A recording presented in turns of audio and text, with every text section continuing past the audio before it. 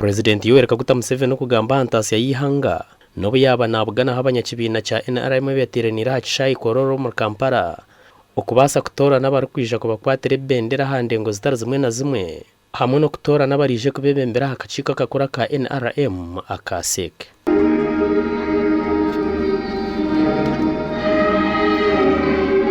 Abanyakibina babanza no kutorana mukuru w'ihanga tine cya Kansanka cy'amanu w'ekibina hamwe no kubikiriza kubakwatira bendera hakwayana rubwa president kandi bagaruka barabye na vice chairman w'ekibina eki Alhaji Moses Kigongo. I thank you for again putting trust in me to be your chairman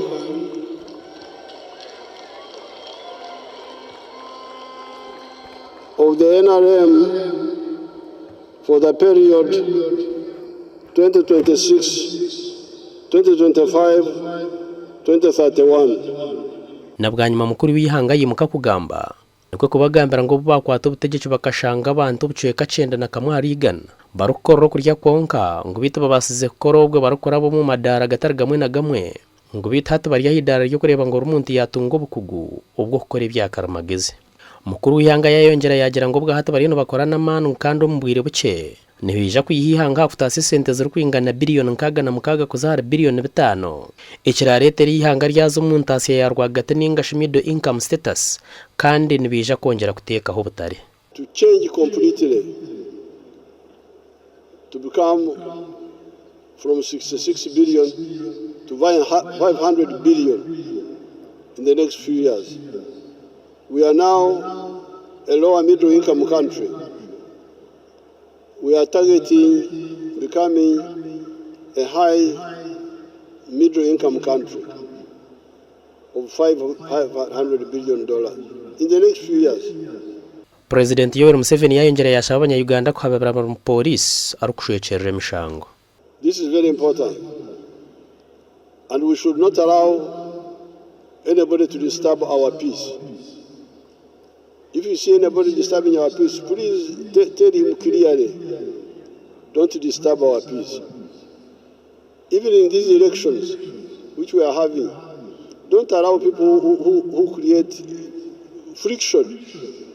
Yahendera rukushaba abanyabutegetsi kumukwasa bakarwana usobora ubwenguzi okwibe imbazo mu marwaro hamwe no kukwatanasa kureba ngo abana ba Uganda bashomera busha.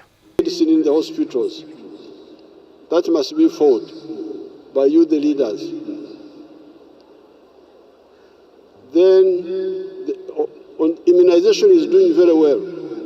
Where there is a problem is curative, treating, but otherwise immunization is doing very well. Then you have education. We must insist on free education for our children.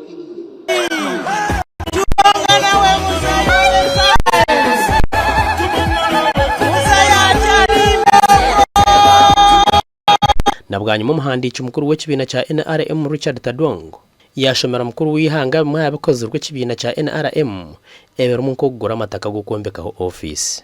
Tango Doyor mukuru w'akacika karukurebera ibyo bururu mu NRM yashaba besimbara muhwezi w'ekibina cha NRM kushabo bushaji cyo mu bantu kandi Rebecca Kadaga kuyimuka yagambe byakorira ekibina cha NRM rero nawe Right Honorable Anita Among yagambe byakozire.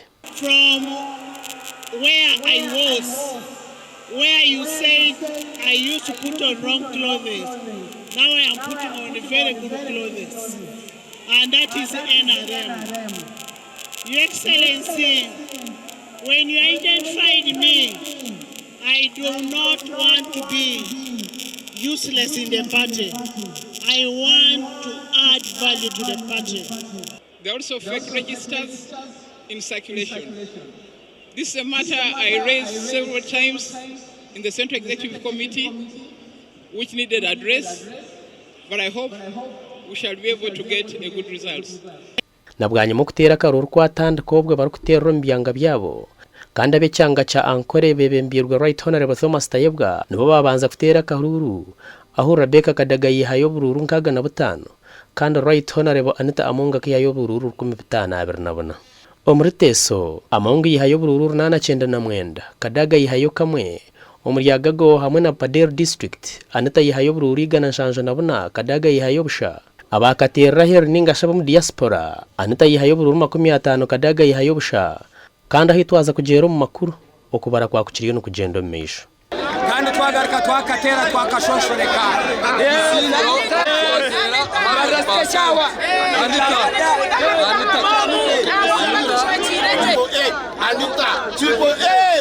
amakuru agagasha kwa Jimmy Muhumuza.